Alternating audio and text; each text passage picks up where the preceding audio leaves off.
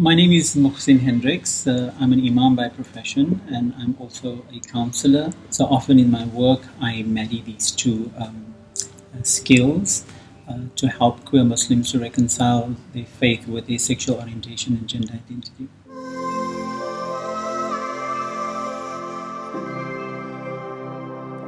I think we first have to look at classical attitudes towards sexuality, especially in the golden period of Islam, the period between the 7th and the 9th century.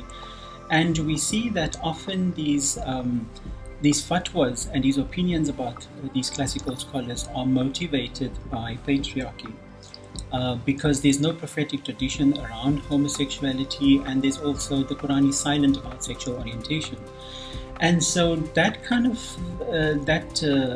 fatwa has kind of trickled down to today, where contemporary scholars also just believe that homosexuality is a sin. But yet there are so much of research that has been done on sexual orientation and gender identity, and it's not brought into the equation. And today, at least, there are a queer Muslim safe space in many Muslim majority countries. And also a bunch of religious leaders that are actually okay with doing same-sex marriages. And this is something that you didn't find 30 years ago.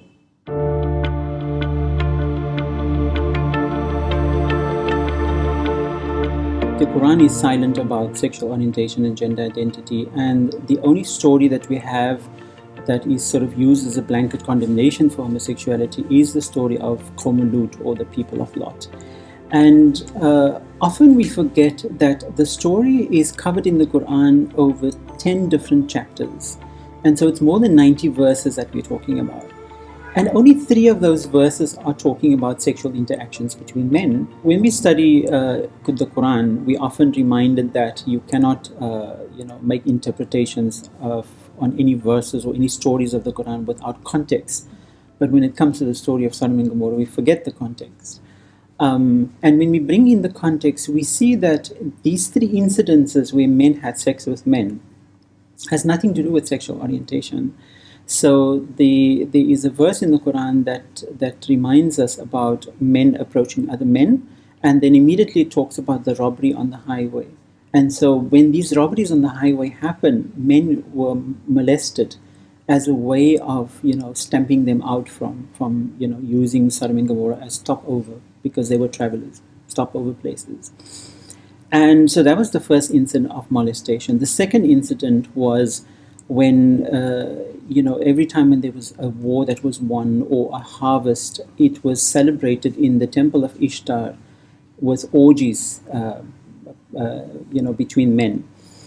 And often we are told that Sodom and Gomorrah, they were the first to start homosexuality, but homosexuality existed many centuries before Sodom and Gomorrah. But they were the first to institutionalize the practice of homosexuality. So it was almost part of the culture that you had to go to the temple to participate in these orgies. So the kind of homosexuality, it was related to idolatry. And then the finals, or the cherry on top, is the attempted molestation of the 2 angels that came to Lot as guests. And clearly the kind of words that the Quran used, like وَلَقَدْ رَاوَدُوا, they try to molest them or to seduce them. And khaziyah, that they try to humiliate them by violating their bodies, meaning rape, clearly indicate that the approach was also non-consensual. So in all 3 of these cases, it's got nothing to do with sexual orientation. So to use the story of Sodom and Gomorrah as a blanket condemnation for homosexuality is an injustice to the LGBTIQ community, of whom I probably 99.9% believe that their sexual orientation is not something that they have chosen.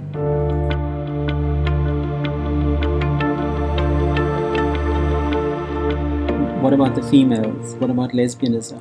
In fact, it's very funny that within the Fiqh of Imam Hanafi, lesbianism is not punishable because there is no penis penetration. So it might sound like good news for lesbians, but in actual fact, the whole idea that sex only happens when there's a penis involved, it's not a good idea to promote. And so So often we see within our Islamic history that female sexuality is placed on the back burner. It's always the male's sexuality and the male's needs, sexual needs, that needs to be fulfilled. And history is his story. So if you look at the work of Samar Habib, for example, she writes about sexual encounters or lesbianism, within our Islamic history, and it's stuff that is not recorded, but it's there. We found a lot of homosexual activity amongst females in our Islamic history as well.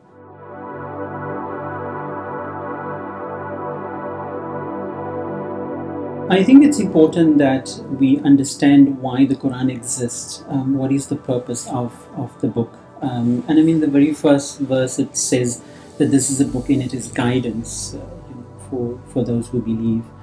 And the Quran makes it clear that the reason why Allah has sent us this revelation is so that it provides healing and mercy to believers. Now we have to ask, where's the healing and the mercy for the LGBTIQ community, right? So whenever we make interpretations from the Quran, it should be for healing and for mercy, right? So, but we see in our Islamic history that most of the time the Quran is interpreted by men. It's interpreted through the lens of the experiences of men.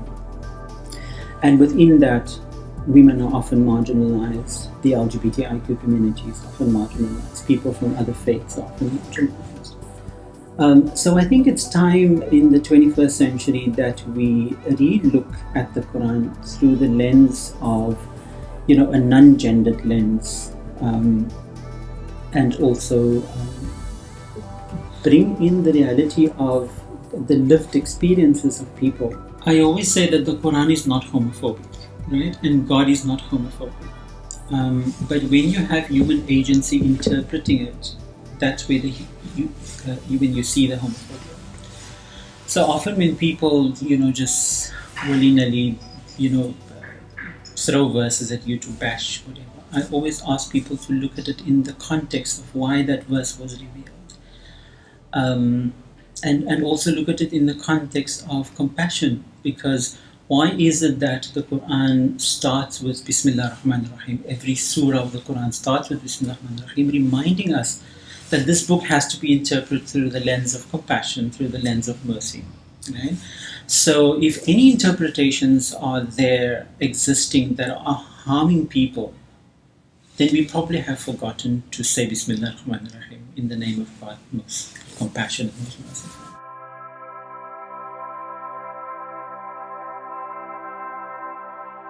I like the work of Dr. Edward Lacey, who has translated the work of Yusuf At-Tifashi, The Delights of the Hearts, wherein he sort of makes a conclusion and saying that during the Abbasid and the Umayyad dynasties, homosexuality was fairly acceptable within those communities.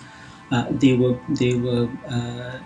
important figures like Abu Nawas, for example, Muhammad al-Amin, the son of the very fierce Harun al-Rashid, the Khalif Harun al-Rashid, who were poets and clearly homosexuals because they had relationships with one another as well. And their poetry has survived. In fact, today when you study Arab poetry, you have to study the poetry of Abu Nawas, for example. And they were very explicit in their poetry. It was very homoerotic. But there was no punishment at that time. There was no cases of actual executions, for homosexuals at the time. And it was very common. If we look at Turkey in later years, the concept of the hammam, where men used to have sex with men, and it was quite considered as part of the culture, only until recent years when Turkey became a little bit more conservative that we see some of these hammams being closed down. And even in contemporary society today, in Muslim countries, it's do and don't tell.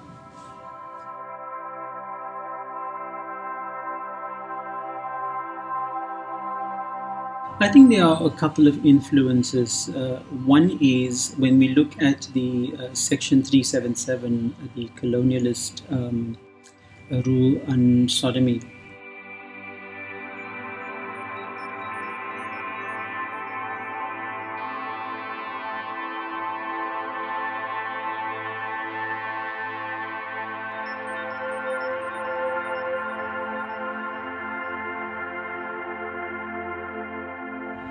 When Islam started to spread in Europe, Muslims adopted this in their countries, and sodomy started to become something that was frowned upon within Muslim communities as well. So that was definitely one influence. The other major influence is Salafism. So a little bit more than 350 years ago, when Saudi Arabia was still Arabia, homosexuality was not punishable. It's only when Saudi Arabia adopted the ideology of Wahhabi Salafism that that ideology preaches that Islam needs to be practiced in its pristine form, and so with that ideology, we see a lot of discrimination against women, that women shouldn't be educated, women should be domesticated, and also the LGBTIQ community, that homosexuality is a sin. And nowhere in the Quran does it mention that homosexuality is a sin. The Quran refers to the people of Lot as mujrimeen, and mujrimeen means criminals. So the form of homosexuality was a crime. There's a beautiful verse in Surah 17, verse 82, where Allah says, قُلْ كُلُّ يَعْمَلُ عَلَى شَاكِلَتِهِ فَرَبُّكُمْ أَعْلَمُ بِمَنْ هُوَ أَهْدَى سَبِيلًا. Say that everyone acts according to their own natural inclinations, their own disposition, and it's only Allah who knows who is best guided on the way. So clearly telling us that we cannot judge someone based on their innateness or their nature, right? Because that is what Allah has created them with, and it is part of their fitrah, it's part of their nature. So clearly the Quran, when we look at it from different angles, it embraces human diversity, and we cannot include more than 15% of the world's population who is not so straight. It's part of Allah's divine plan.